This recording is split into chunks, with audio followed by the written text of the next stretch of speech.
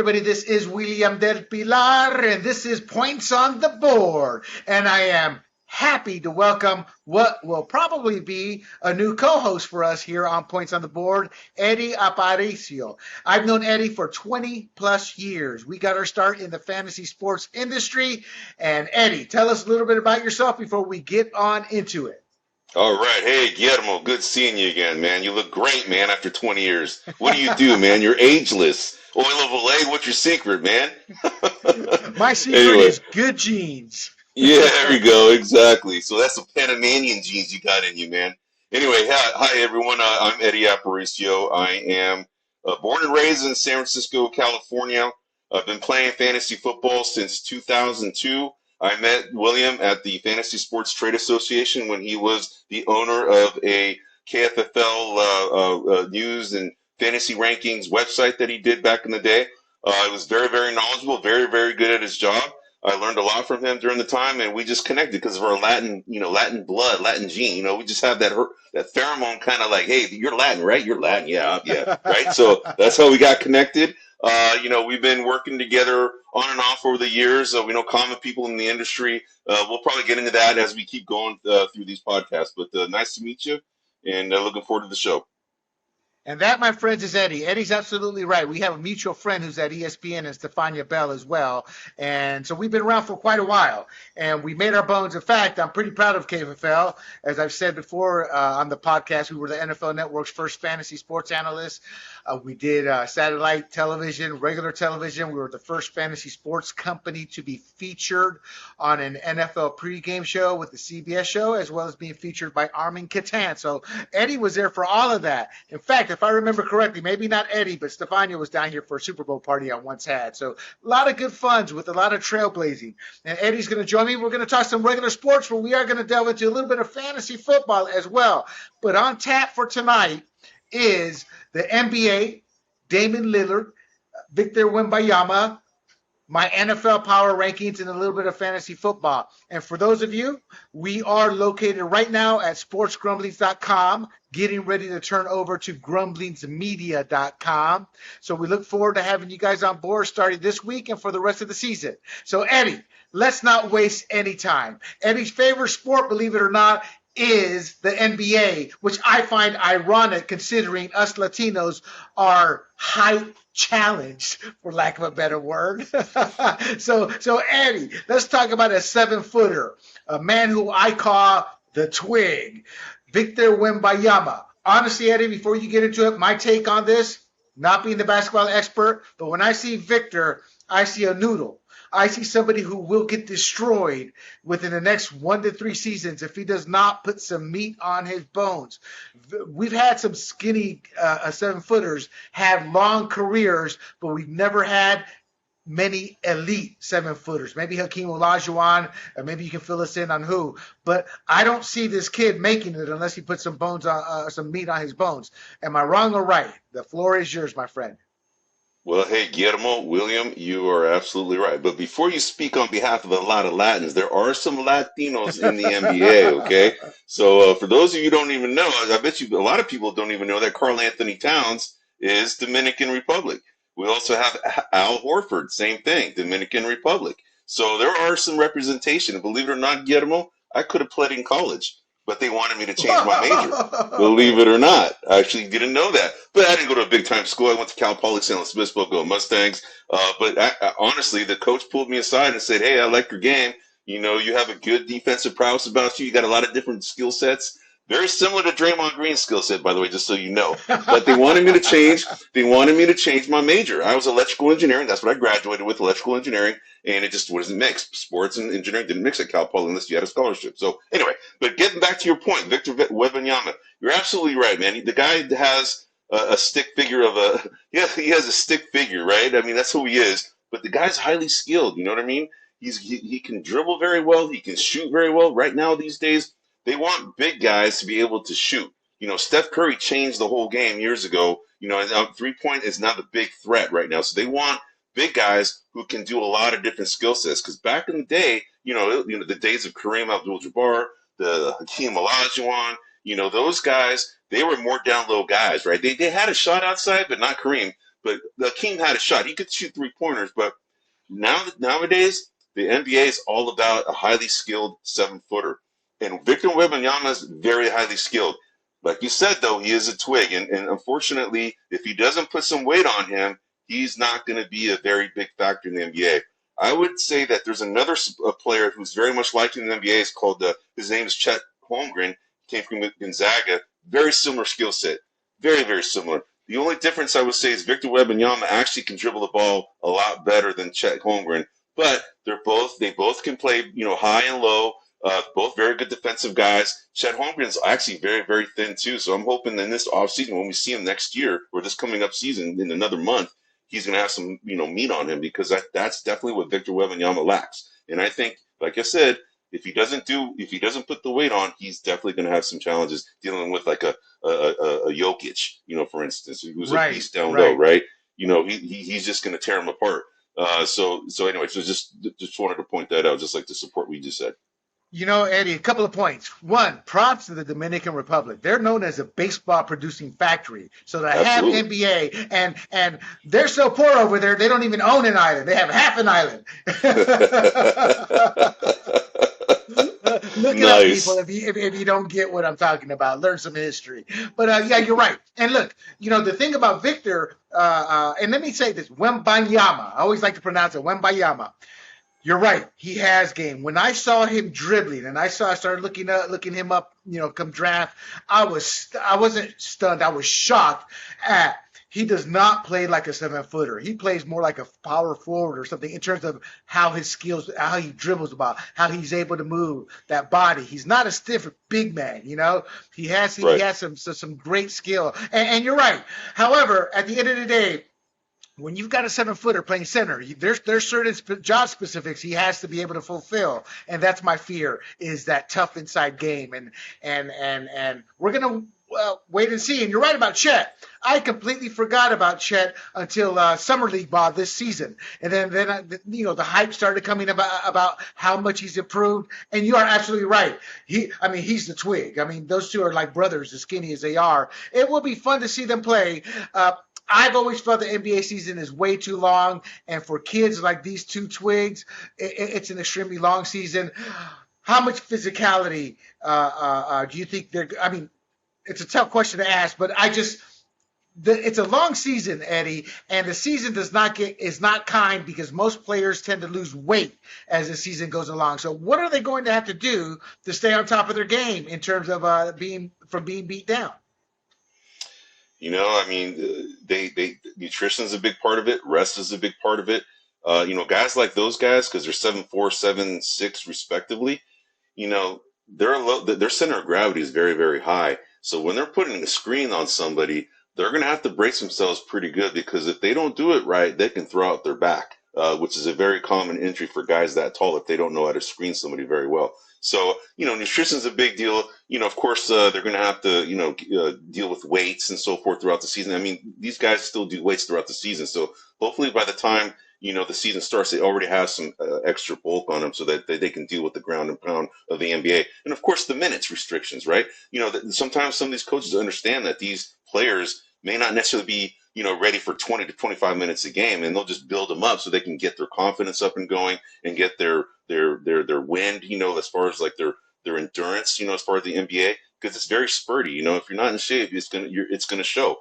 So guys who are lumbering at 7'4", 7'3", they're carrying a lot of weight, and they're doing a lot more extra effort, right, to keep playing ball in the NBA. So I think that's the key for them, is just to make sure that they stay within themselves, and play accordingly based on their skill set.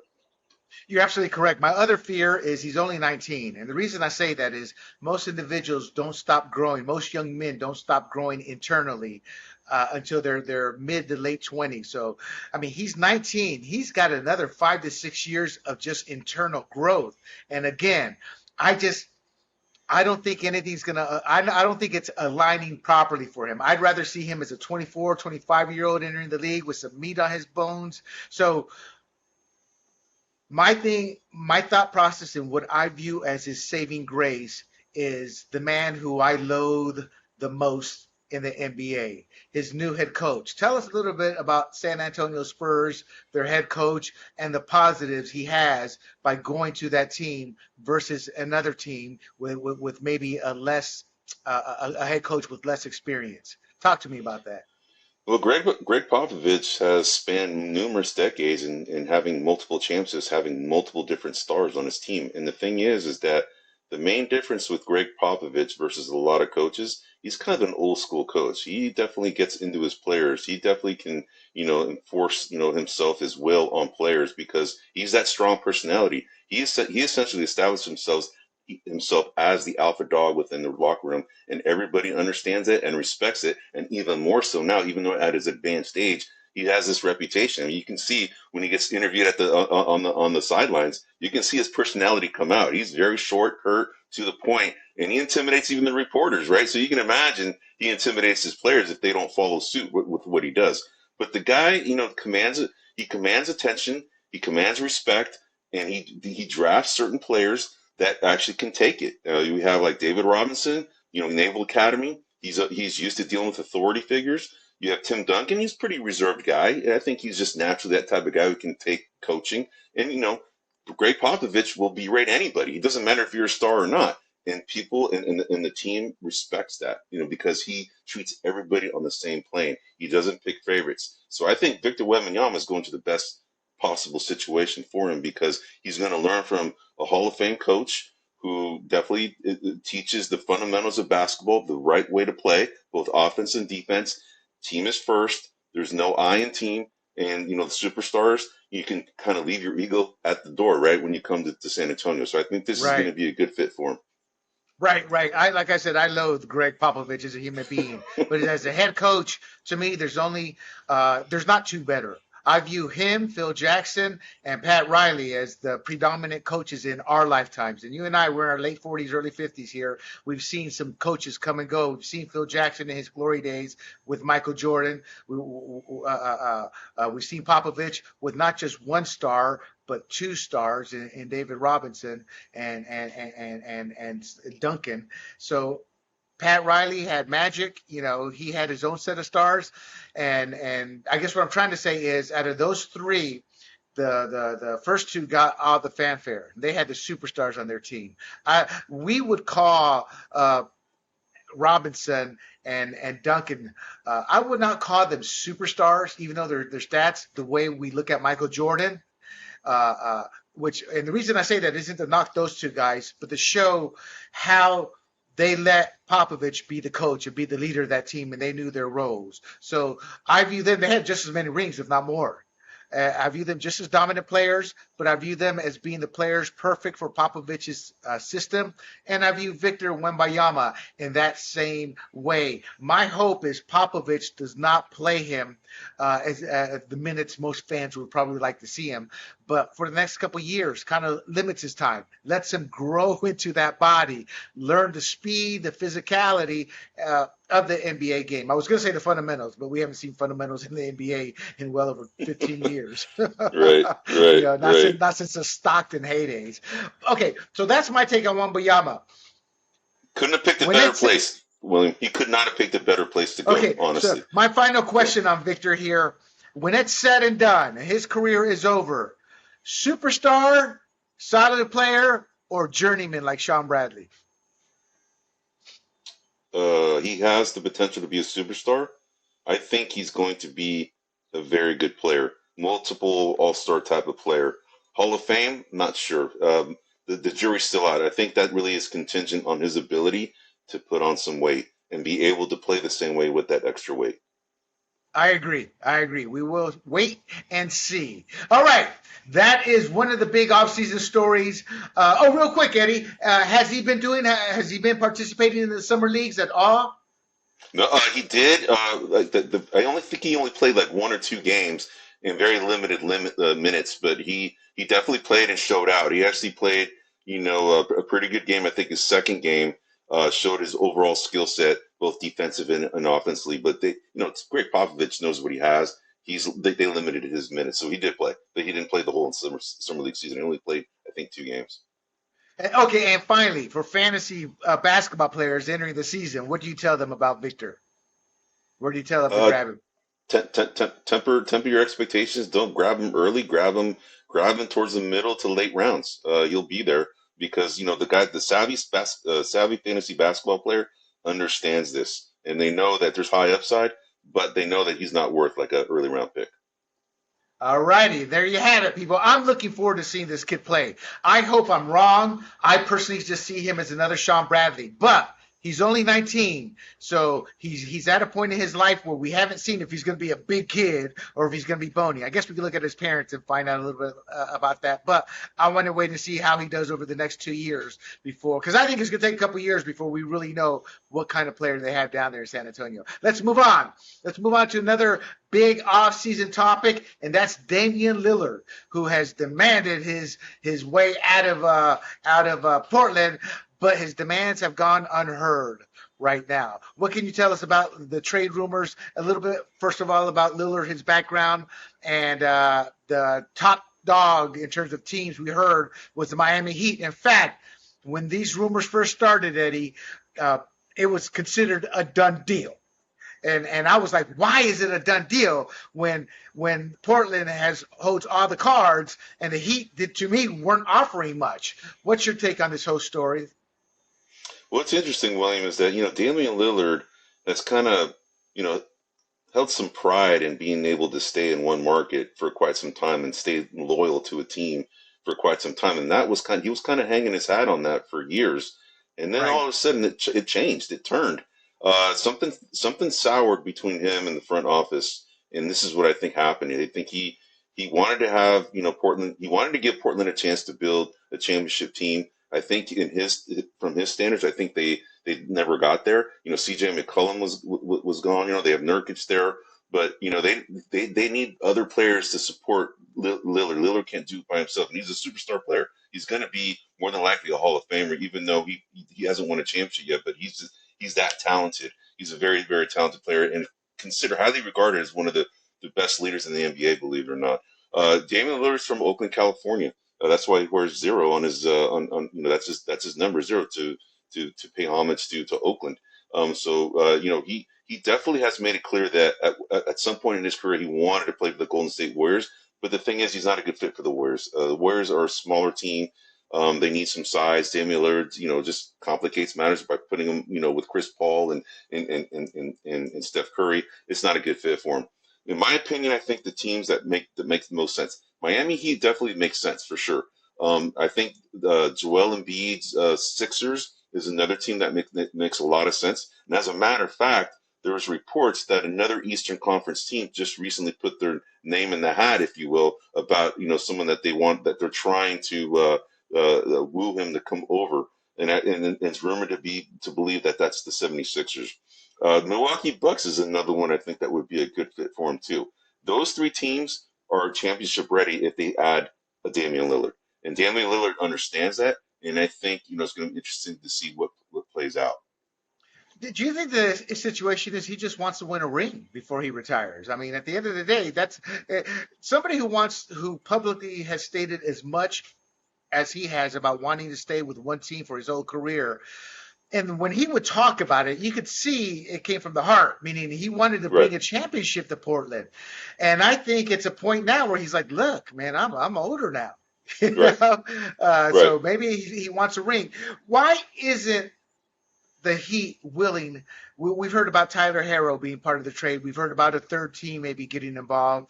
But why aren't the Heat willing to give up what Portland feels he's worth? I mean, do they think that he's burned his bridge in Portland and Portland has got to ship him out regardless? Because I don't see it that way, but to me, it seems like that's how the Heat sees it. Well, we got to remember who the Heat have as their general manager. It's Pat Riley, and he plays hardball. Pat Riley probably knows that.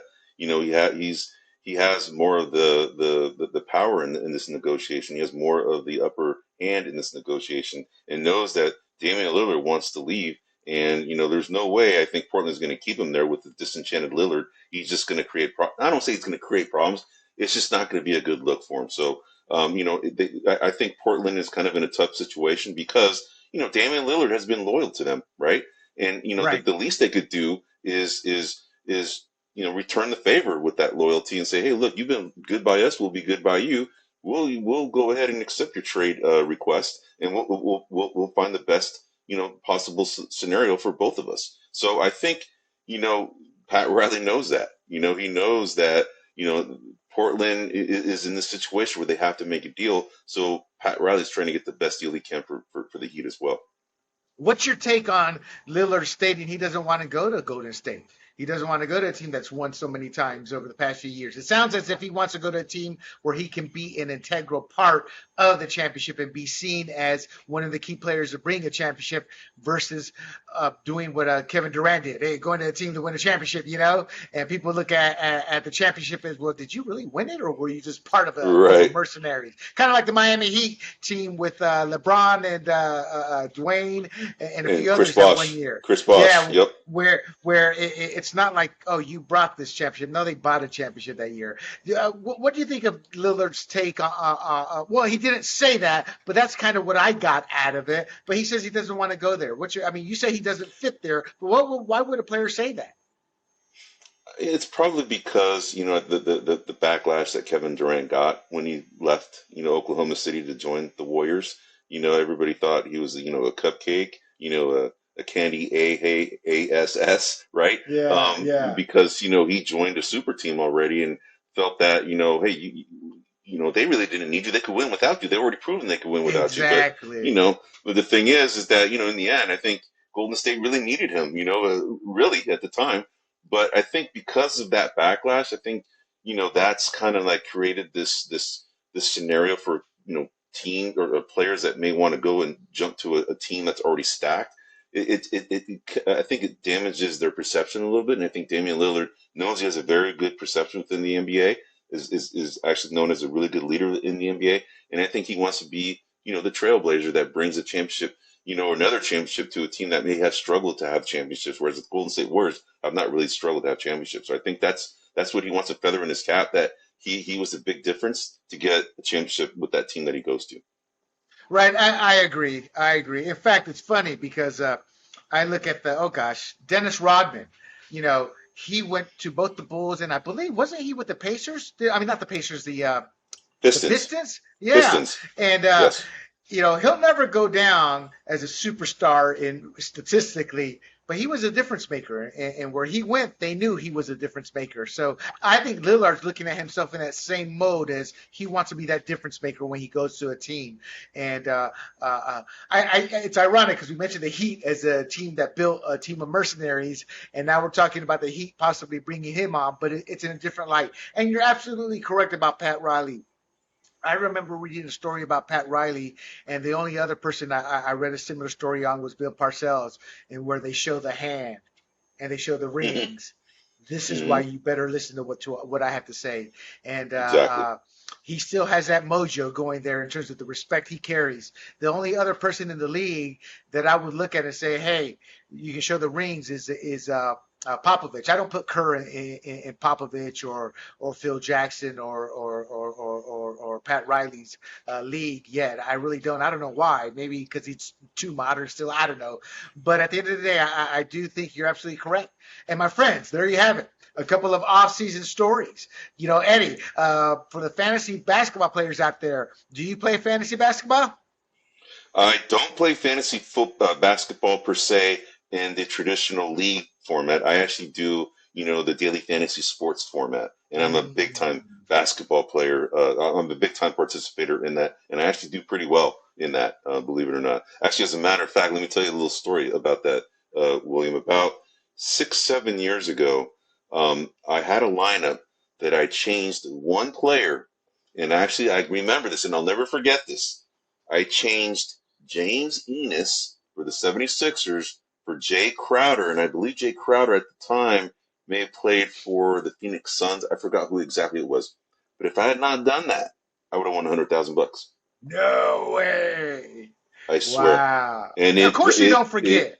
I don't forget, right? I won I think it was $90, right? Because the way these sites pays, the higher you are in the rankings, it exponentially increases your payouts, right? So, it was a good return on $5, 80 to $90, but 100,000, that's a life changer right there on just a $5 entry, right? So I'll never forget that. Yeah, so that's it. Yeah, So I do play. I'm a very big player in that. So that, yeah. I remember one season, I can't remember which high stakes league it was. I was like number 3 overall, and I had the Hmm. place kicker going. But everybody else in that top 10 had like 2 or 3 players still going that Monday night. So I just saw my tally drop, Yep. drop, drop. Whoop, bump up. He kicked the field goal, drop, drop. Oh, extra point. At that point, you're looking for any point you can get just to hold on. And you never Exactly. forget those leagues because, I mean, when you're talking that much money in the tens of thousands, that's some serious change. And for me, it was Absolutely. very important because it not only validated my own belief in my own skills, but it also validated KFFL as being one of the premier fantasy sites. Because my belief is simple. If you suck at the game, I'm not going to buy your service and your product. And people, I got to be honest, about 80% of the companies out there that sell you fantasy content, their experts actually suck. It's not all about understanding the player, but it's more importantly how you draft and how you manage your team. And that's what always separated me from everybody else was managing that team and looking at the outlook of these players. And speaking of fantasy, we are now into the NFL season where fantasy football is king, at least traditional fantasy football is still king. I do believe because of baseball, basketball, and hockey, they have so many games. Eventually in DFS, that's going to be big money makers for them because football is only a once a week game. But for traditional fantasy football is king. And we're going to talk a little fantasy here, Eddie. But let's get into some power rankings. That way we can talk about the league, the teams. I laid out my power rankings, and the top three should not surprise anybody. The Chiefs, the 49ers, and the Eagles. And I had the Chiefs number one because at the end of the day, they got defensive end Chris Jones back, and Travis Kelce is now healthy. And to me, this is the same dominant team we've seen over the last 3 to 5 years. Sure, they may not have Tyreek Hill. Sure, they may not have Kareem Hunt from a few years ago for the rushing attack. But at the end of the day, it doesn't matter. They have Patrick Mahomes. Yeah, And they've Patrick proven they can win without Mahomes Tyreek Hill. They already proven it. They can win without Tyreek Hill. Exactly. Yep. Exactly. So they're my number one team until somebody actually knocks them off the perch or Mahomes goes down with injury. Number two, I have San Francisco. To me, hey, look, Brock Purdy's still getting his sea legs back in terms of getting his arm back into timing, into sync, into comfortability too. People who haven't played sports, and there's a lot of them out there, or they're your 30 some odd year old couch potato who was probably a third stringer on his high school football team. You know, they don't understand after injury, it takes a while. But outside of that, I would argue that San Francisco is arguably the most well-rounded team in the NFL when you look at offense, defense, the offensive, defensive line, secondary, rushing attack. You know, I think that they're arguably the best team overall. And then I had the Absolutely. Philadelphia Eagles, and they're for real. But they've come the last couple of weeks. They've shown their humanity, and I think that's because of Jalen Hurts. That team is going to live and die by Jalen Hurts and his play. I think they are beatable if Jalen Hurts is not on his A game. But at the end of the day, I think those are your elite teams. Any issues with those top three from your Actually, no. perspective? As a matter of fact, William, I have no argument in your top three. There's some people that would argue number three right now is because it's kind of like what have you done for me lately kind of situation. Dallas has looked very impressive, right? So some would argue Dallas would probably supplant Philadelphia in the number three position, but I'm not. Kansas City. I'll tell you a quick little story. I'm from San Francisco, born and raised. Follow all my teams, especially the Niners, the Golden State Warriors, and the San Francisco Giants. And my family had there were a bunch of Raider fans, and they were obnoxious Raider fans. And there's a reason why I hate the Raider fans is because of them cheering and screaming about the Raiders when my Niners really were not very good back in the early, the mid '70s to the early '80s until Joe Montana arrived. But what happened is that there was a team that I really, really liked. And the reason why I liked them is because they always kicked the Oakland Raiders' ass. And the second reason why is because a lot of quarterbacks left the Niners to go to Kansas City. And it started with Steve DeBerg, then Joe Montana, went to Steve Bono, Elvis Gerbach, and then you have Alex Smith, right? So That's there's right. five That's right. former 49er quarterbacks, my team, that went to Kansas City And I adopted Kansas City back in the early '80s because of that reason, the quarterback departure, and then because they always beat the Raiders' butt. So I have no issues with your top two. And the only thing is, like I said earlier, is Dallas Cowboys might be probably have a good argument to be the third team instead of Philadelphia right now. Well, speaking of the Cowboys, I do have them ranked. I want to say number 4. Good. They're playing. They're playing. You know what? When I see the Cowboys play, I see an elite team right now. So week 1. I'm like, okay, the Giants maybe had an off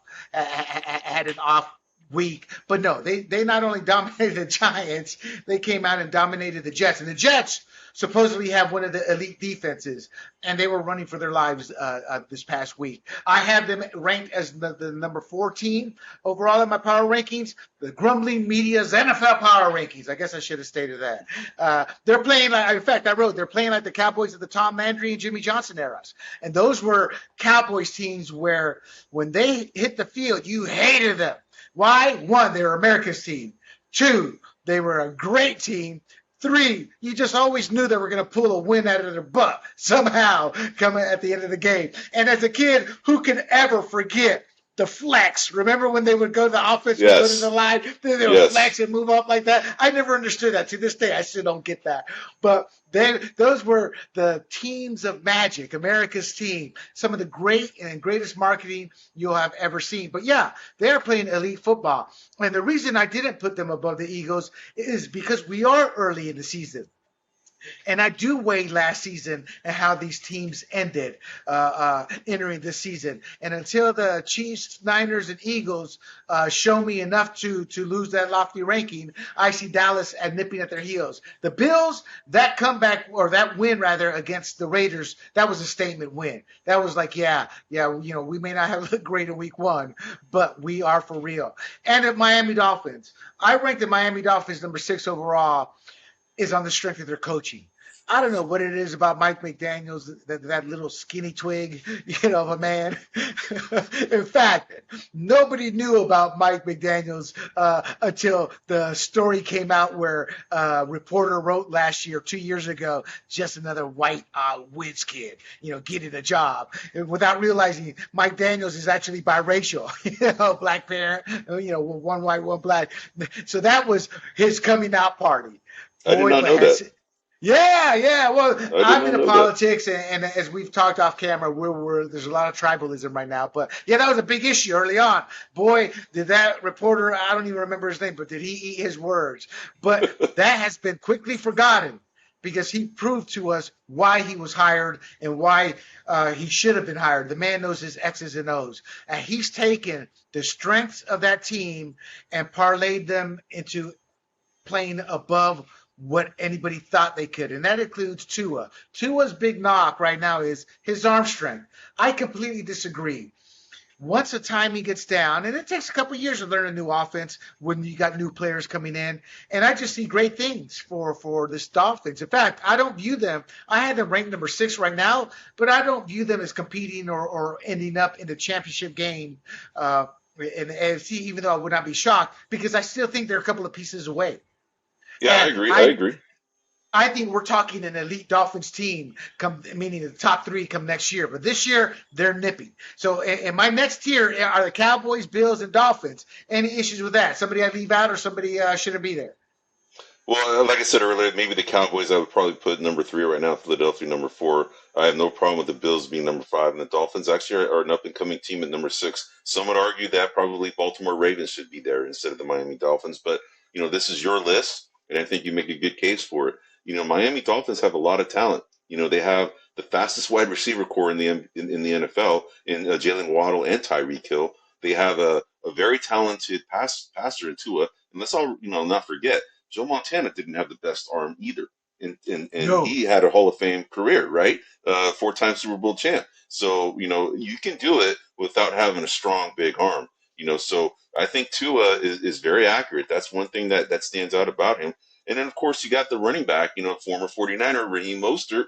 Actually, McDaniel came from the 49ers. And then Vic Fangio also is the defensive coordinator. So, the 49ers have their fingerprints all over that team right now, right? So I think that's a good call. I think, number 6 or number 7 is kind of where I would have them, depending on the how we move things around in the top 6 or 7. But I think that's a good choice. They're an up and coming team for sure.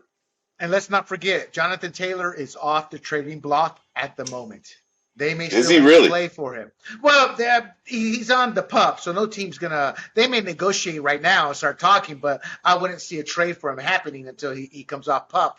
And Yep. the league still needs to see if Jonathan Taylor is 100% healthy. But I would not be shocked if Miami is in the run before the trade deadline, and because I do think what I love about Jonathan Taylor and most people who don't. The problem with football today, you have too many stats-driven morons, meaning they see a bunch of stats, but they don't look at the stats in context. Daniel Jones may have had similar numbers, say, to Josh Allen, but there's a difference in the win column. There's a difference of when you throw the interception. There's a difference when you take the sack. So stats at the end of the day don't matter. And the reason I bring this up is Jonathan Taylor does have the stats. But what Yes. makes him different from most other running backs in the league, he can score a home run from anywhere on the field. And when people hear that, they think of a Roger Craig or one of these type of running backs that can take it from the outside, take that little screen pass and go. The thing that makes Jonathan Taylor special is he can take it from in between the tackles and hit the home run and go all the way to the house. And that's the difference with Taylor that I don't see with a lot of other running backs. So we've kind of digressed a bit, but I can see the Dolphins still making a play for him. All right, now my next core is better than average, but still have kinks to work out. And moving forward, from here's where I feel people are going to go, what the hell are you talking about? Here's how I have it laid out. 7, 8, and 9, the Detroit Lions, the Baltimore Ravens, and the New Orleans Saints. And these three teams, the coaching has really surprised me with the Saints. Because, we shouldn't be surprised as a defensive-minded coach, and their defense is carrying them. But I like what I'm seeing out of their offense. I like the risks Derek Carr has taken with some of his passes. And he's able to thread it, so I think it's a timing issue with the Saints. If they can sit there and get it together as the season goes along, I see them holding on to this number 9 type ranking. But that's a big if. I have the Ravens ranked at number 8, and that's just on the strength of Lamar Jackson and that team overall and how well they're coached. But there's still some questions. The rushing attack, when Lamar J.K. Jackson's Dobbins. ability to stay healthy, J.K. Dobbins being out for the rest of the season. But my issue is it's a new offense and Lamar Jackson's health, and there's still some questions. The Lions, they're just playing great football. I think this loss should never have happened against the Seattle Seahawks, especially at home this past week. But they're also a team that's still inexperienced, so they haven't really learned how to win those games yet on a consistent basis, even though the last half of last season into this year shows they are learning how to win. So I view that 7, 8, and 9. You can move them around, but that's your up-and-coming powerhouse teams in my eyes are those three. Anybody that should be ahead of them or Lions, Ravens, Saints, how do you view that ranking? So you're going just by snapshot in time right now after the first 2 weeks, right? This is your rankings after the first 2 weeks performance. And Is that right? based on how they ended their last season, because we're so early, you got to take that into account. I'm looking, for example, at the Lions and how they had that great run in the second half of the season. The Ravens, how they just they were in the hunt until the end. And what people forget about the Ravens, they were down to like they were their second or third QB, and they were still in the hunt in the playoffs. And the Saints, I do look at the Saints more because of the addition of Carr, along with that good defense. So the reason I'm bringing that up as an argument or just to clarify the criteria is because I think there's going to be a lot of folks in Cincinnati that would be pretty upset about that ranking and them not even being in this tier because, granted, Joe Burrow is dealing with, an injury that he's still working through, right? And then, of course, that affects Jamar Chase, T. Higgins. Joe Mixon has been doing a lot of the running and so forth. Their defense hasn't really been playing as well as they should, but that team has still been, a perennial playoff team the last, 3 years. So I would argue that they should probably be ranked higher than they are right now. I think they should be in that tier, in my opinion. You know what? The only reason I'll give you pushback is they started out last season slowly too. The Bengals did. I have the Bengals ranked number 10, right outside of that tier because they're 0-2. And it's not just Joe Burrows. It's where's that front seven? Where's that defensive I mean, that was supposed to be the strength entering the season. And they seem to have disappeared too. So I think with the Bengals, it's a matter of them showing us again, hey, we're just starting out slow, and we're going to prove ourselves. But this early in the season, they're 0-2, and they have not. It's not even close. They have looked pretty ugly. So Right. And part of that is because of Joe Burrow, that calf strain. Maybe that defense needs to gel a bit. But at the end of the day, I need to see the Bengals play a little bit better to move past the number 10 spot. In fact, I think I was being generous based off their past 2 seasons at putting them at number 10. If you remove those past 2 seasons, people will be going, the Bengals are number 10. What the hell are you talking about, William? They're 0-2 and they play like crap. But because of what we've seen with Burrows has proven so many people wrong after that transfer to LSU. Everybody thought he was done, but good for him. I expect the Bengals to bounce back. And speaking of the Bengals and the tiers, the next tiers I have pretenders or contenders. The Bengals at number 10, the Jaguars at number 11, the Jets at number 12, and the Browns at number 13. And here's why I say pretenders or contenders. One, the Bengals have just looked god-awful ugly. But I would say they are a contender. They just need a couple weeks to get it together, and then they're going to remain in the top 10 in my eyes. But this week they are at number 10. Now the Jaguars, look, they've got a great coach. They've got a good, strong, young team, but they don't know how to win yet. They don't have that confidence to go in there. They're still playing to compete, meaning they're still proving to themselves that they can compete with the big dogs. I think that San Diego Chargers victory from last playoff season will go a long way in helping them and showing them how to win, but they're still learning that process. The Jets, look, if the Jets had Aaron Rodgers, they were probably ranked higher than number 12, because I think that would not have been a given win for the Cowboys this week. But without Aaron Rodgers, can that defense carry them? As far as the Browns, look, Nick Chubb is gone. My take, I have not seen much from Deshaun Watson since he's come back. I haven't seen much from him this year. I've seen glimpses of what he can be. But I also realize Nick Chubb's gave him the time to throw, took pressure off him, and was making his life easier. And from a scale of 1 to 10, Deshaun Watson is playing on a 5 based off expectations. Now with Nick Chubb gone, I'm wondering, well, can he even maintain that playing as a 5? Because he looked ugly, he looked sloppy. I don't know what to expect from the Browns. So Bengals, Jaguars, Jets, and Browns ranked 10 to 13. Any disagreement there? Any issues there? Any thoughts from your point? No, I mean the rankings seem pretty fair. Like I said before, the Bengals, there would be an argument that they should be ranked higher just because of their last 2 seasons. They're a pretty good team in the playoffs. They've actually gone to the Super Bowl, right? So and they're pretty much the same team. So with the Jets, I definitely I would say that they would be probably in the top 5 if Aaron Rodgers had stayed healthy. And then of course Nick Chubb is a beast of a running back. I mean, he is just a beast, and that injury he sustained yesterday was just horrific. I don't know if you saw the highlights of that, but that knee it went in a direction it should not have gone. It just did not look. Oh my God, it was awful. So I feel for the guy. But in 2 weeks we've had 3 significant injuries. With Aaron Rodgers, J.K. Dobbins with the Achilles, and now Nick Chubb, which it looks like PCL, ACL, MCL. It just that knee is a mess, unfortunately. But the thing is that Jerome Ford stepped in, and he's going to be a big-time waiver wire pickup this week because he looked really good. He looked good last year, and now he's going to be given the reins now because Nick Chubb is out for the season. So Jerome Ford, I think, is going to step in, and I think he's going to do very, very well. So keep your eye out on that guy. I think he's going to show out, in my opinion. Right. So I take it from you. You would have had the Bengals right around 7, 8, or 9. Correct. With your druthers. Yeah.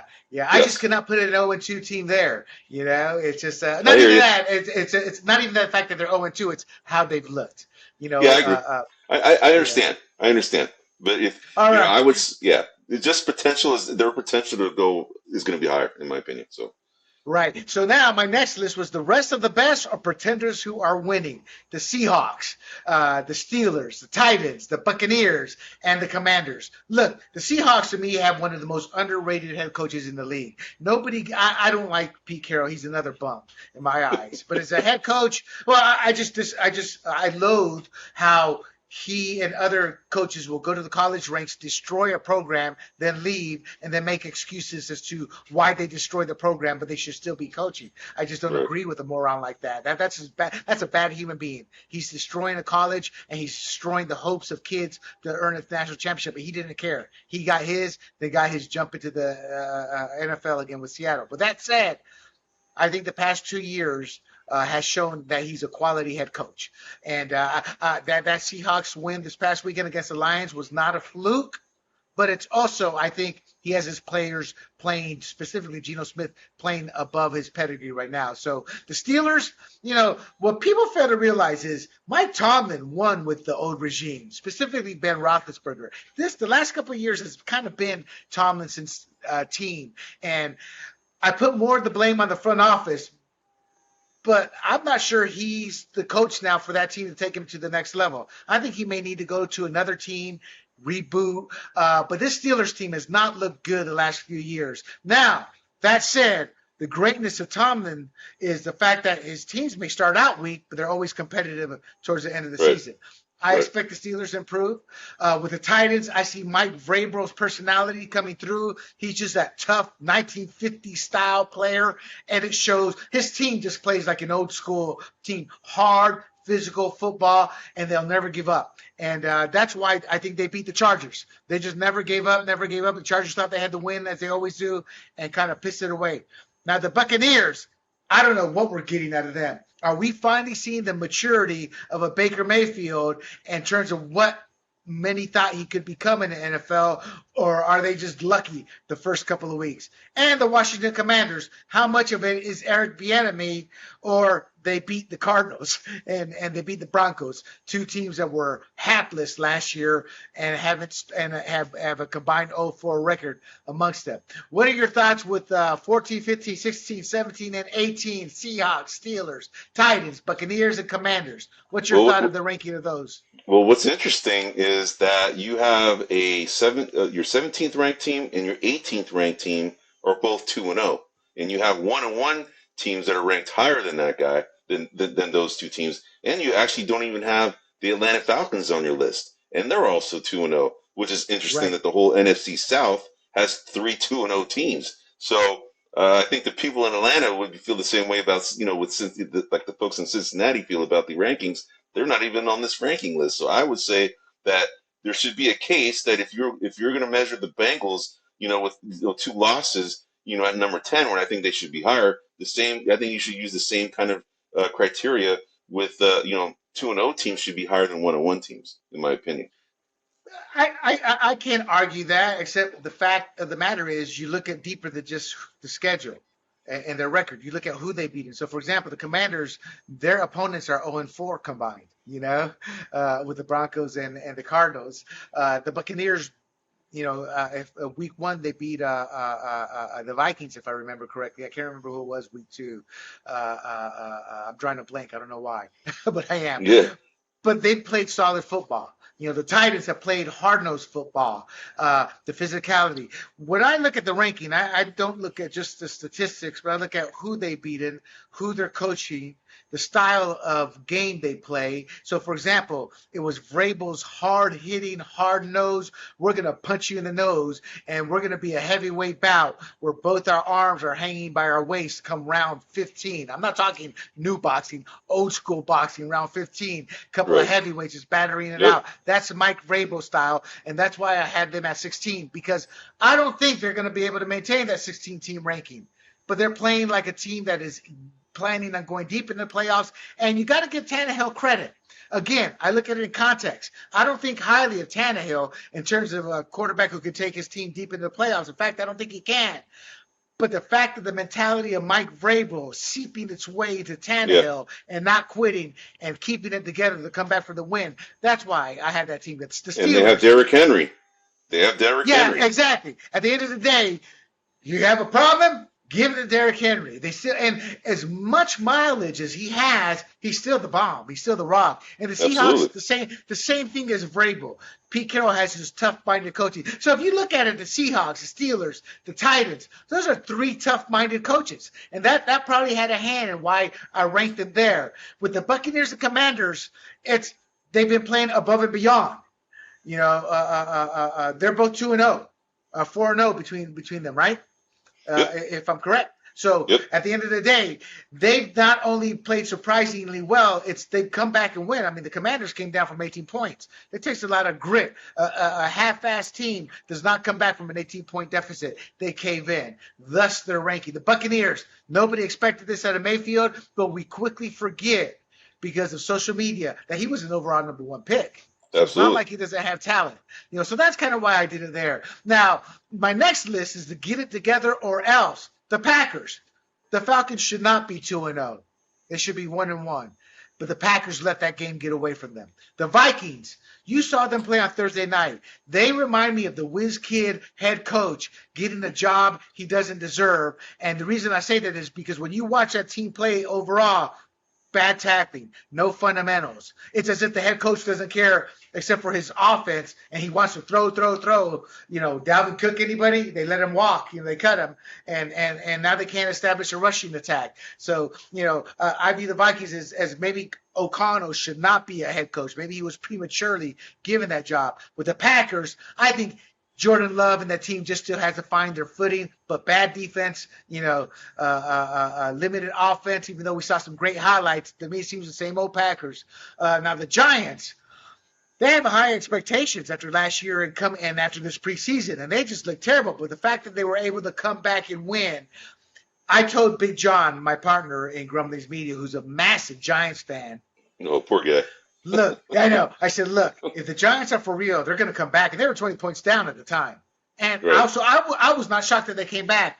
The Rams, Sean McVay showed me he can still coach a little bit. They just got a lot of talent with Stafford. But that receiver, oh gosh, what's his name? Puka Nacua. Yeah, we're going to from talk BYU. about him a little bit. Yeah, Yep. yeah. His talent has never been questioned. It's always been his health. So they've got some gems on that team. But I also look at them as, their team from salary cap. They have no health.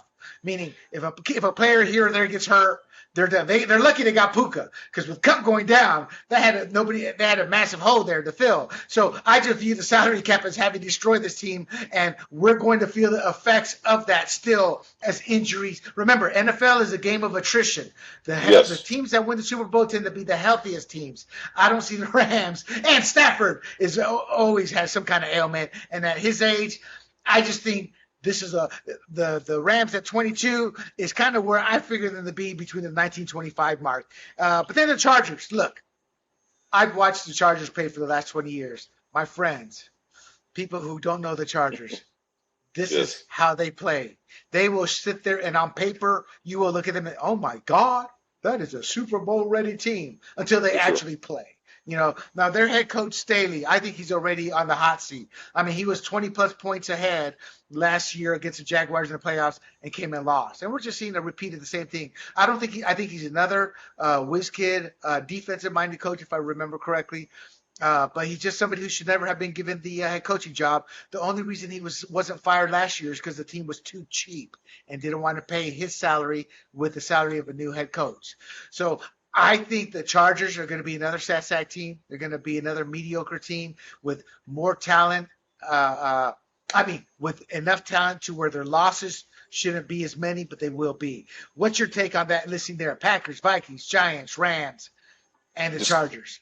Yeah, just quick thoughts. In my opinion, I would probably rank the Los Angeles Rams higher than any of these teams, in my opinion, because the Rams actually beat a pretty good Seattle Seahawks team, a playoff team from last year, on the road, and they actually gave the Niners all they can really take. They showed out against the Niners. The Niners have owned the Rams for quite some time in the regular season. And then the one game that they lost was actually in the championship game when the Rams actually won the Super Bowl. But normally the Niners really dominate that team, and this team, they had no business being close to the Niners without Cooper Kupp, yet they were.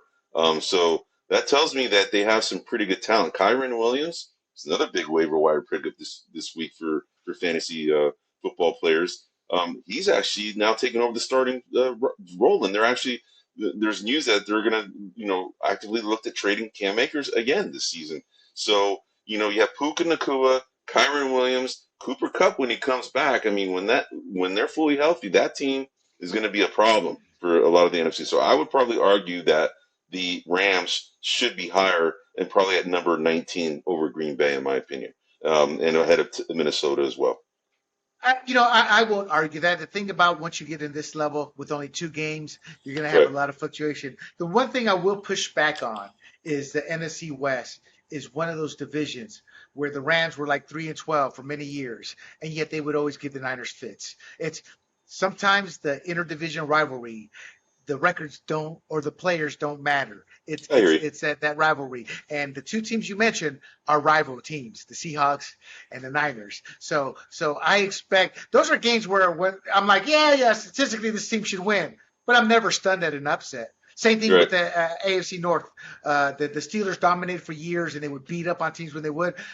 But the Bengals would always play them closer than what they should. The Browns would always play them closer than what they should. So same thing with the East. So when you get to know a team, know their players, know the intricacies, know the nuances, maybe is a better word, and people don't understand that. To give you an example, there may be a defensive end with the best speed move, spin around move, but when you're playing a team twice a year, for about 3 to 4 years, they'll get your spin move and they'll be able to slow it down. Yeah, I So hear you. it's that little nuance. So that's the only reason I have the Rams ranked 22nd. They are a border team, meaning they maybe actually play better. And think about Cooper Kupp if he comes back with Puka.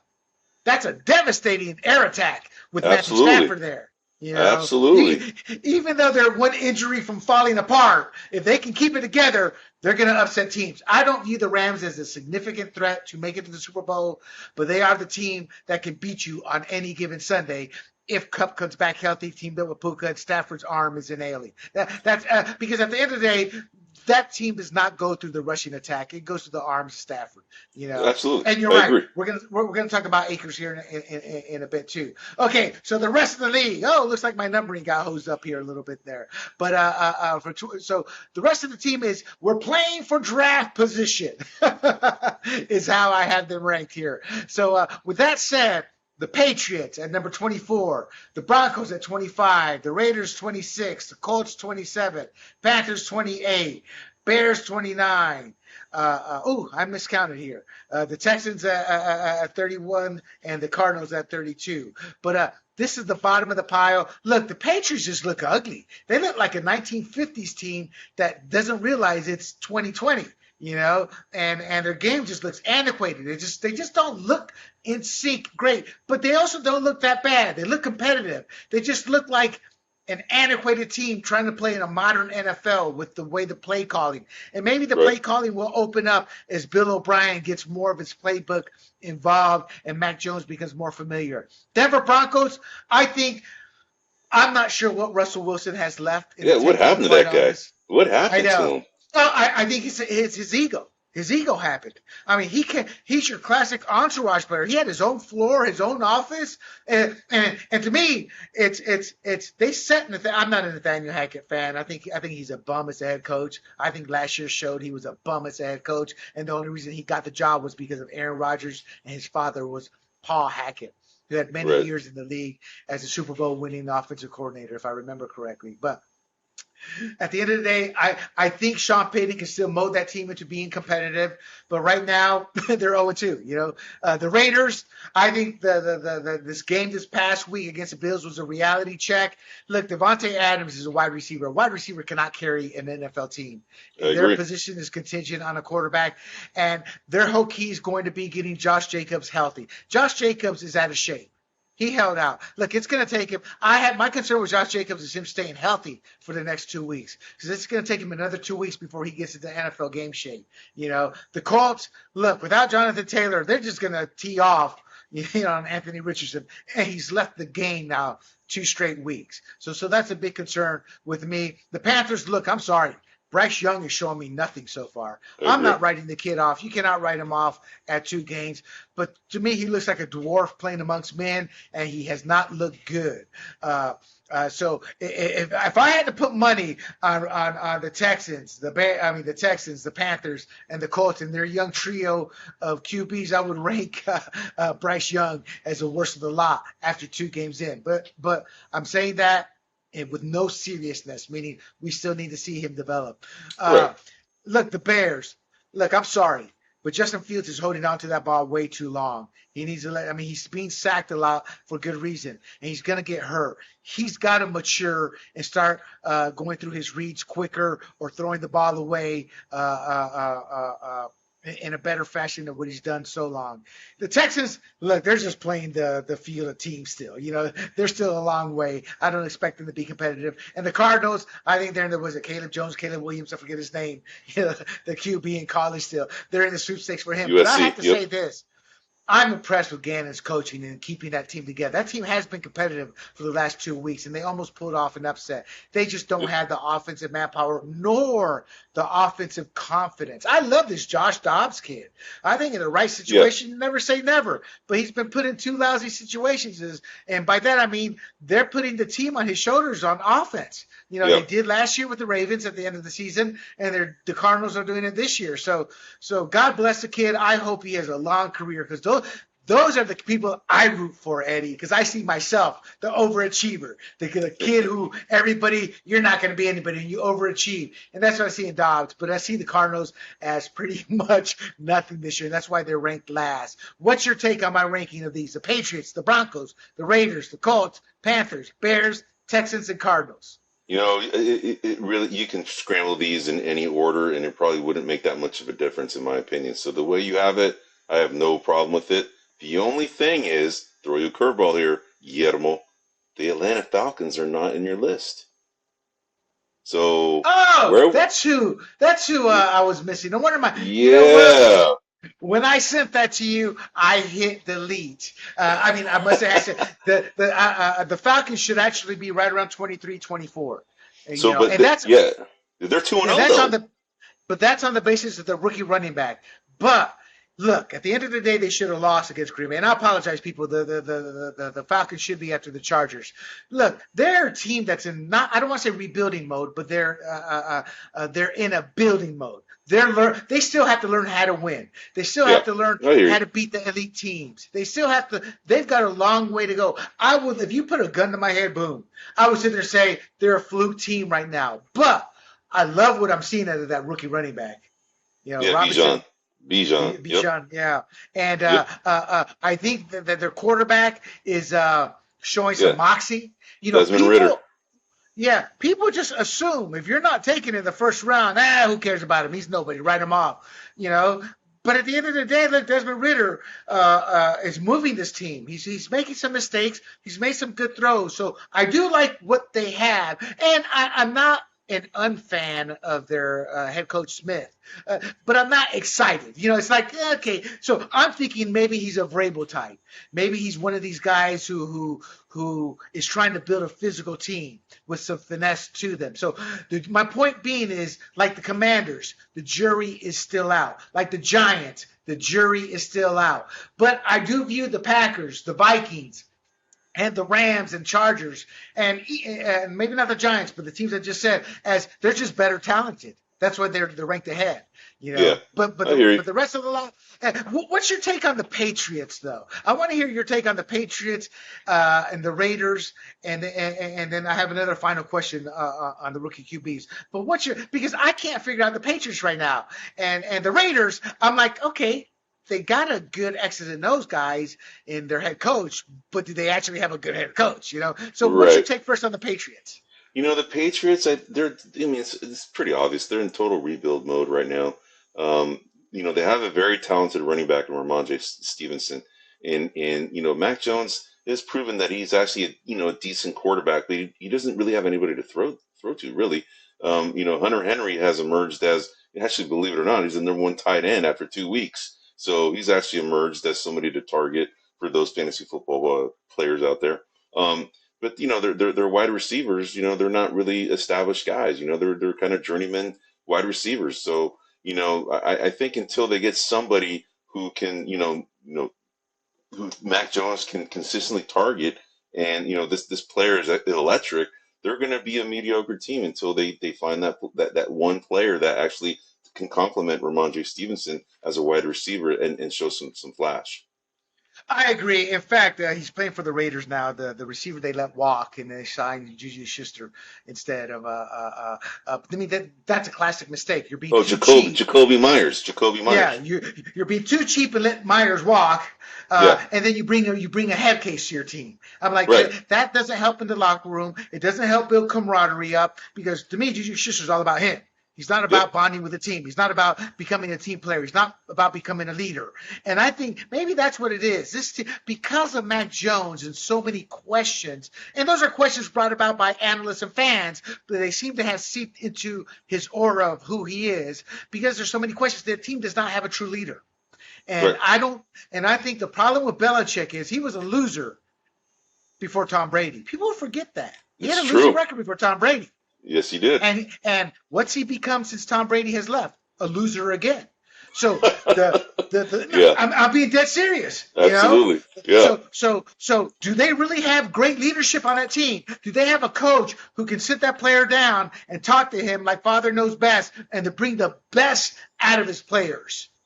When you're winning, you can be an asshole. Let's be honest. Yep. Not when you're losing. And I wonder if Bill Belichick is the asshole who can't win versus the asshole who can. And the reason I say that is, look, we were talking about Popovich, talking about Pat Riley, talking about Phil Ford. That's a style of head coach that Bill Belichick is. But they did it with different players. Phil Jackson, sure, he had Kobe, and Michael Jordan. Well, they all had their own stars, I guess. But at the end of the day, Bill Belichick has to prove he can do it with more than one player, like these other You're right. guys did. Correct. You're right. That's a Yeah. good observation. You're right. You're right. And he didn't, he did decent at Cleveland, but they didn't really go anywhere. So he was a loser there, if you will, as well. So yeah, he didn't really start winning until Tom Brady. So you're right. It'll remain to be seen Exactly. if he No, can win without Tom Brady. and that's my point, actually. And I didn't thank you for mentioning that, but that's exactly my point. My point being that he was a loser in Cleveland. He went from I assume the Giants and Parcells, but I can't remember who. And he was a loser in Cleveland. And then the team moved. I think he got fired the year they moved, or the year right before they moved. And then Correct. he went back to Parcells and the whole Jets Patriots debacle. But people assume he's a winner. I get mad when people say, "Oh, one of the greatest coaches." Like, no. No, it's like Chuck Noll. My favorite team of the 70s were the Pittsburgh Steelers. But Chuck Noll owes those championships to his defense and being forced to give Terry Bradshaw a shot because he didn't want to give Terry Bradshaw his shot early I did on. not know that. Yeah, people did not. Him and Terry Bradshaw never had the greatest of relationships, and that's why Terry Bradshaw retired, or was part of the reason. He had his bum elbow, but part of the reason was his relationship. And remember, back then there was no free agency. So Right. so the point being is, to me, it's easy for a coach to be considered great when you got a great team. Yeah, that's why Pete Carroll. I don't like Pete Carroll as a human being. I think he's a bum. But as a head coach, I give him his due. He had a rocky start with the Patriots and then the Rams, I want to say. But once he got to Seattle, had some years as a head coach under his belt with college. Then Seattle, he proved he was a winner. Because look, nobody thought Russell Wilson would be a Super Bowl QB, but Pete Carroll Right. turned him into one. Yep. So Yep. what about the Raiders? What's your take with Josh McDaniel and the Raiders? Do you think the Raiders are a team that's going to compete, or do you think McDaniels is just a bum? Well, you know how I feel about the Raiders there, William. I'm not a big Raider fan. I never will be. Never, never. It runs deep for me, that team. But I'll tell you, in all fairness, fantasy football kind of neutralized my hatred towards the Raiders. I don't really hate them as much as I used to, but there's still a hate. It used to be 100%. Now it's maybe about 70%, but it's still there. They have a world class wide receiver in Devontae Adams, right? But a wide receiver is only as good as their quarterback. And Jimmy G isn't a guy that actually can get the ball to their wide receivers consistently, right? He doesn't throw a deep ball very well. He's more just like a 10 to 15 to 15 yards and below kind of passer that's consistent in that range. But and he I don't want to take anything away from Jimmy G. He actually he actually is a good player. And I think benefited a lot from playing, behind Tom Brady, and I think that's his reputation. That because he played behind Tom Brady, there is something to him, and I think there is. He proved to be a decent player for the Niners, although he couldn't carry a team. The team carried him really. He was just there to manage the game, But the Raiders need more than just a game manager. They need a guy who can step up and play. And it remains to be seen if Jimmy G can be that player. The defense is always going to be a problem with the Raiders. Raiders never really had a really good defense in this regime. They were really good in the 70s, in the early 80s. I mean, really good. But they Well, haven't had a Eddie, defense since then. a couple years ago, they had their defense help carry them, and that was a big shocker last year when their defense kind of disappeared. They had that one good year and then kind of disappeared. I think you're absolutely correct, and I'm glad you said that because one thing I meant to state earlier is the reason Brock Purdy won the starting job was a no-brainer. The West Coast offense is an offense built on accuracy. We've had so many variations, but being a student of the game, I remember reading up on the West Coast offense from the Bill Walsh era, and it's an offense built on timing. It's the quarterback's job to hit the receiver in stride. That was a big thing with Montana. And Steve Young, the knock on Steve Young was, well, he doesn't have a deep arm. And Steve Young said, I don't need a deep arm. My job is to get it 20 yards to Jerry Rice in stride, and that's a touchdown. And that's my bomb. And he's absolutely correct. Trey Lance did not have that accuracy. That's why they actually eventually soured on him that, and he couldn't stay healthy. And they didn't. They just said we're not going to have a locker room controversy this year. That's why Sam Darnold, I think, won the backup job. And he's finally got a good coach. Yeah, and Garoppolo, you're right. He's a great West Coast offense QB. But the Patriots offense is built on a more traditional offense with that deep ball. People forget Tom Brady and Randy Moss had synergy because Brady could get him that ball, that deep ball, Absolutely. and they don't have that. So I think the Raiders may not be for real this year because they're a quarterback away. My issue is Josh McDaniels. He needs to become a coach, a leader. He's nothing but a spoiled brat who has Super Bowl rings as an offensive coordinator and thinks that translates into a great head coach before he's even become a decent head coach. So now my two final questions. What's your take on the Chicago Bears, specifically Justin Fields? They're still not winning. They're looking rather ugly. The first two games, it's like nothing. It's like it's still a sad team. What I'm trying to say is I see no improvement from last year to this year with the Bears. Even though it's only two games, I would have expected some improvement. Both winning with the scoring, these games they're ugly, playing ugly football. What's your take on Justin Fields? Oh man, I mean, Justin Fields actually played somewhat decently last year, mostly on his legs rather than his arm. Exactly. He has the arm ability. He showed it in college. It's just that I don't think I think he's one of these quarterbacks that can, goes to his first read, and if it's not there, he's gonna run. I don't think he's the type, at least yet, that can go through his progressions. That's, I think, the knock on him is that he doesn't really go through his progressions. Once he gets that first read and it's gone, he just moves on, right? He starts running because that's his strength. He's actually, a good runner, right? He's probably the second best, after Lamar Jackson, in my opinion. So, but they don't really have that much talent on that team, honestly. Traditionally, that team was always built on running and great defense. They never really had a good quarterback. I actually heard an unbelievable stat recently that that Justin Jefferson, in his 5 years that he's been in the NFL, he has more yards than any wide receiver in Chicago Bears history.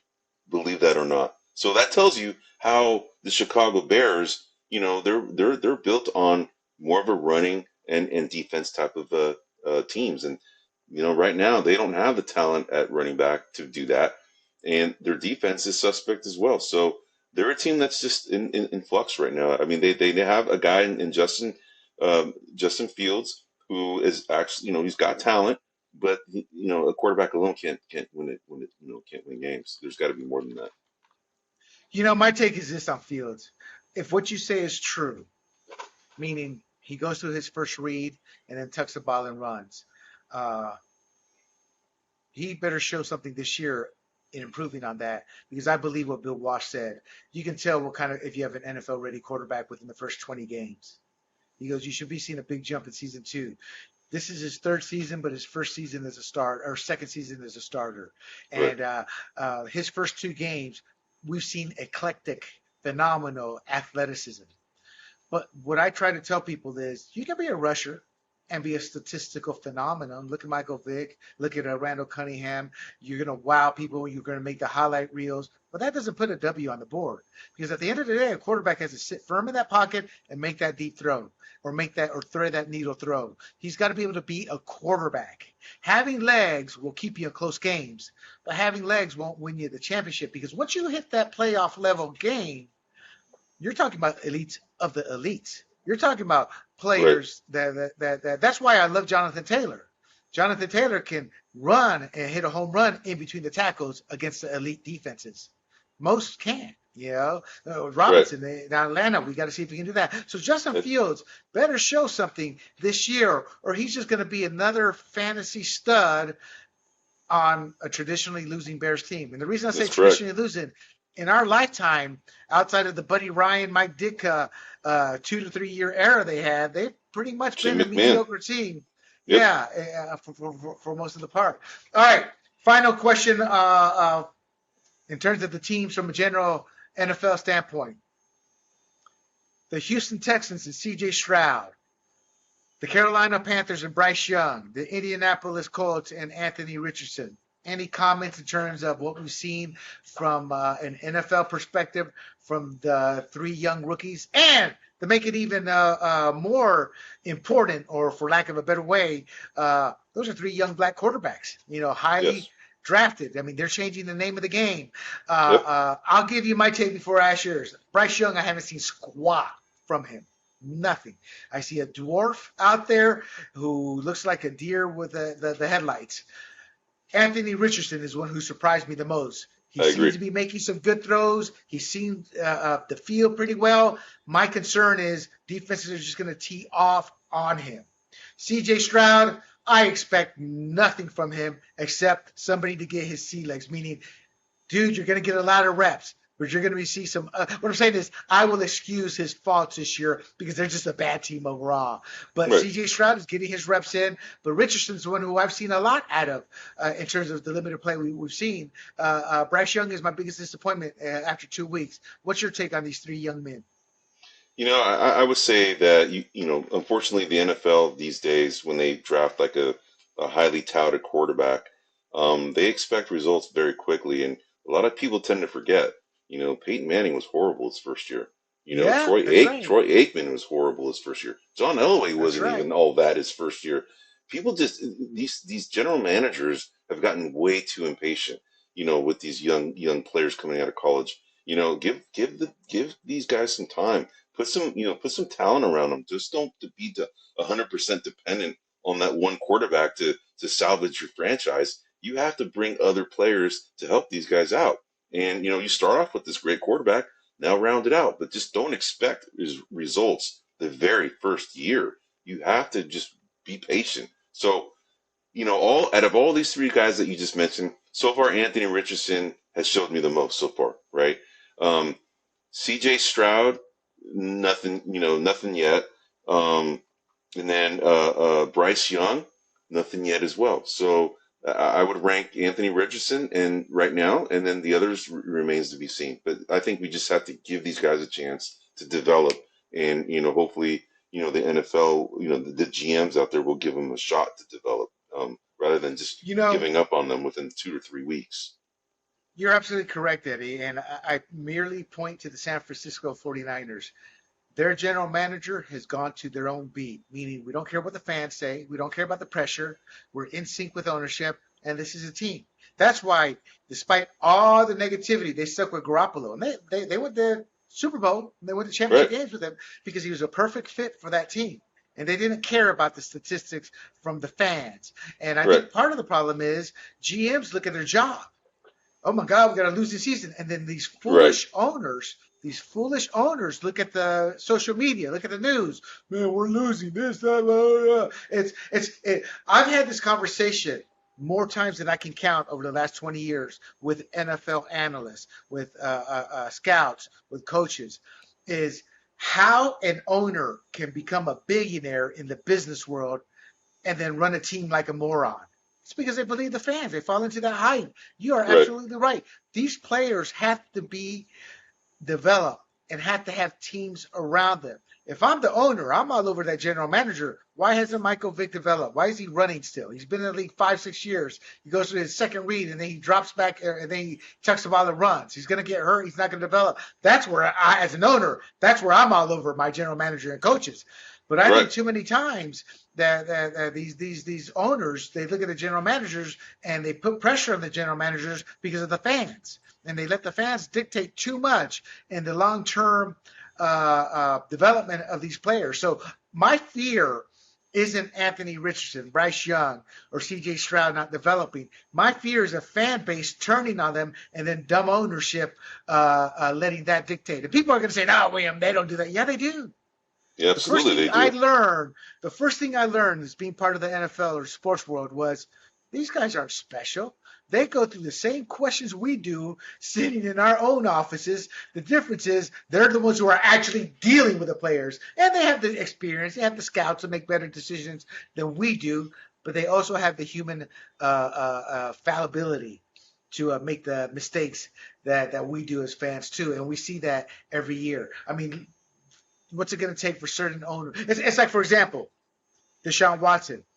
They didn't have to give him a fully guaranteed. I agree. That was just sheer stupidity. Absolutely. You know? And then on top of that, based off a player who had masturbation problems, for lack of a better way. You know? My point being is, it shows me they didn't do their research on this kid. Right. You know? And then they give him that. So these owners still make dumb moves. You know, the Patriots were a sham of a team until they got new ownership. Then they got Brady. You know, right. So teams do.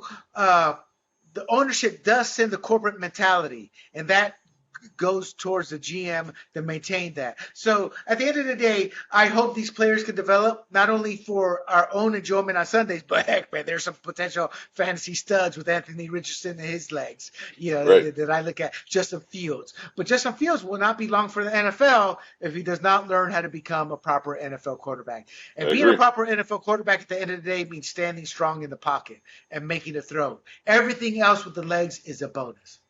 All right, Eddie, let's move on to the fantasy segment here. Talk to me about Puka, because to me he seems like a player that you want to target. Absolutely, and he's probably going to be – I mean, he's not going to be out there on waiver wires. You know, for those owners that have not been paying attention, shame on you, because that guy showed out in his first week already, and he should have been a target right from the first week after his performance. And in week 2 against the 49ers, he showed out even more. So – you know, shame on you if you missed out on Puka Nacua. Yeah, he's a guy that once Cooper Kupp shows up, that team is going to be a problem for a lot of teams, including the 49ers. So another guy that, you know, if we're looking at teams or players to target, I mean, Tutu Atwell, who's the other counterpart to Puka Nacua, he's actually played pretty decently as well, but he's not in the same, you know, in the same barometer as Puka Nacua. But those two wide receivers, Tutu Atwell, he's the other wide receiver on the Rams. So I'm sure he's going to be somebody who's already been claimed. But you know, there's big injuries this week, right? I mean, you have Saquon Barkley, who's out now, right? Then you have Nick Chubb. You know, these running backs. You know, I know a lot of people still believe that fantasy football right now, you know, in today's game is all about the wide receiver. Running backs are very important for building a fantasy team, and the running backs, because they get injured so much, you have to essentially, you know, draft a pretty deep team at running back because these guys go down pretty quickly. But you know, guys at target, in my opinion, for running backs, Zach Moss. Zach Moss is a guy that you know, he the Indianapolis Colts. So he's actually filling in for Jonathan Taylor right now until Jonathan Taylor, you know, comes back or gets traded. But if he gets traded, it's Zach Moss's team. So he's a guy that you definitely want to target. I'm sure he's not available, but if he is, go after him. Jerome Ford is another guy for the Cleveland Browns. You know, Nick Chubb just had this pretty severe knee injury that, you know, I've heard on the radio today through a doctor that's here in the Bay Area that covers, you know, Niners and so forth. And he comments on different injuries that this could be a career-threatening injury because it's the same exact knee. It's the same knee that was, you know, that he had injured when he was at Georgia. So this was a really significant injury. So Nick Chubb not being there, Jerome Ford now steps in, and Jerome Ford actually looked like a really good player. So those are two big names to target, for fantasy for running backs, Zach Moss and Jerome Ford. Another guy to target is, believe it or not, Jamal Williams also got hurt for the New Orleans Saints. He hasn't pulled it. Okay, He that's pulled his right. That's hamstring. right. Yeah, so then this guy Tony Jones just emerged out of the practice squad and actually showed out. So that guy's another one that's going to be a pretty good pick for those owners that need depth at running back or need even just a plug and flex starter for the week. Gus Edwards, the old Gus the Bus, the guy for the Ravens. J.K. Dobbins, once he went out, the guy who got all the carries in the first week was Justice Hill.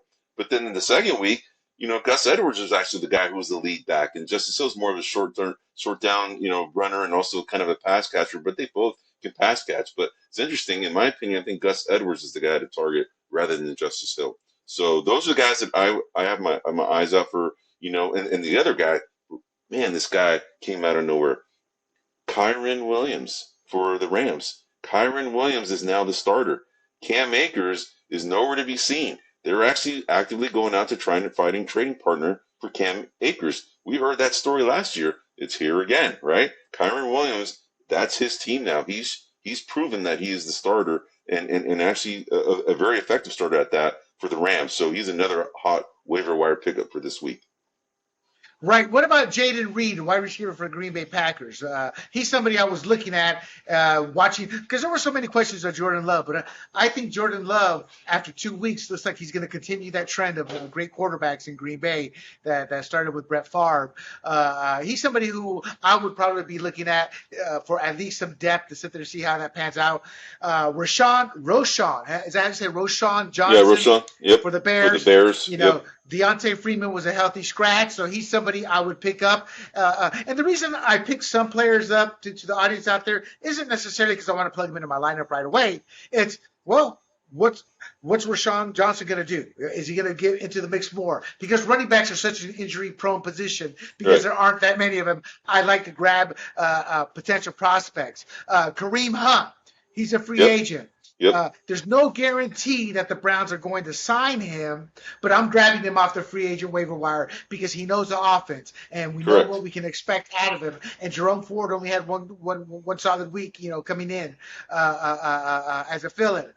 I'm also looking at picking up Cam Akers and stashing him because they are actively trying to trade him. Let's say they do trade him to the Cleveland Browns. There's a potential starter. So you got to look at the waiver wire, not only in the short term, like this upcoming week for streaming purposes or when your player gets hurt, but long term with players who may not be showing up on everybody's hit list this week, but will be next week, but they can't get him because you already have him. So Jaden Reed's one of those guys. Rashawn Johnson, running back of the Bears. Kareem Hunt, who's a free agent today.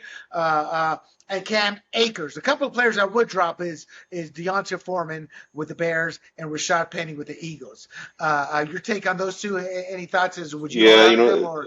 They're disappointing. I thought Rashad Penny would get some carries for the Eagles, but he hasn't really been playing that well or playing that much or even that well. DeAndre Swift is the guy to own there right now. He actually played very well, and I think once Kenneth Gainwell comes back. I think he's due back to play this week. It's going to be interesting to see how the carries are divvied up between those two players because, that offense looked very explosive with DeAndre Swift, more than Kenneth Gainwell. So it's going to be interesting to see what happens there. Another guy to target, I think I may have mentioned Matt Breida the Cheetah, as they used to call him here in San Francisco. He was the running back for San Francisco with Raheem Mostert. He's now the guy that's probably going to be the running back to be taken at the New York Giants. But, taper your expectations there because even Saquon Barkley didn't do that well in the first couple of weeks in that Giants offense. So don't expect much with Matt Breida. But if you need some depth at running back, he's a guy to target. Yeah, in fact, the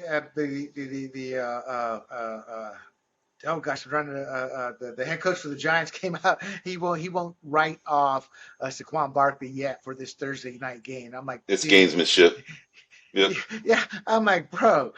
First of all, if you play him, I'd fire you because you're risking the whole season Absolutely. by playing an injured player on a short week Thursday night.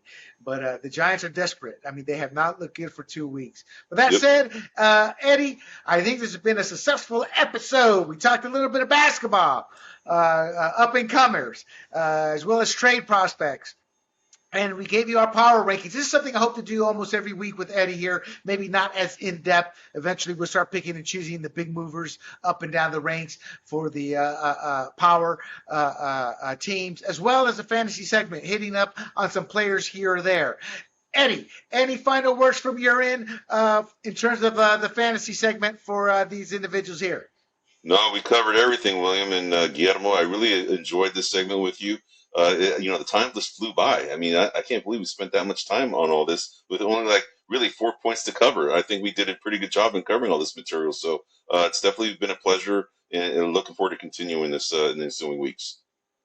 And there you have it, my friends. Do not forget, check out sportsgrumblings.com for this podcast and others. We have Fired Up, our conservative politics. We have Free for All, our libertarian podcast. We have the Big Questions with Big John, where he's actually just finishing up his whole tour of interviewing all the libertarian presidential candidates, as well as former Playboy model, philanthropists, all walks of life. Some good stuff. You'll see my power rankings list up there sometime tomorrow. And moving forward, we're going to be called Grumblings Media, but we'll let you know when that happens. But for now, check out sportsgrumblings.com. And don't forget, check out Sports Grumblings and Grumblings Media on YouTube or Rumble and subscribe to us there. Until then, we shall talk to you all next week. Everybody have a good day and good week. See you. Hey everybody, this is Big John from Grumblings Media, and I just want to say thank you for watching our content. If you want to support our efforts here at Grumblings Media, just smash the subscribe button right here, totally free, or just go ahead and consume more of our great content. Click either one of these two boxes.